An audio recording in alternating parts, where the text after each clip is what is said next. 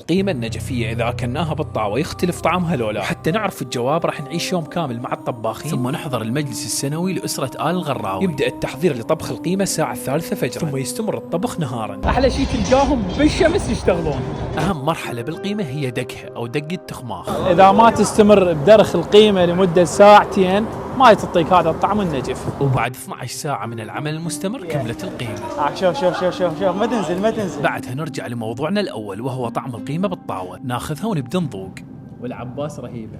أنا العام ما كنت عندك قيمة مو بالطاوة ونفس الطعم. نفس الطعم إذا ما اختلف بالماعون بالصينية بالقدر نفسيته. انصبت وتوزعت وترتبت القيمة هنا حتى تتوزع ليلا للمشاركين في المجلس العزاء السنوي. شربنا شاي قبل أن ندخل، وحيدر الغراوي اللي دعاني لعيش هذه الأجواء كان على طول اليوم يعمل من أجل إنجاح هذه الليلة العاشورائية. الردة الحسينية النجفية أشعر دائما بقوتها وتفوقها. أنا حسين الجبري وهي حسينية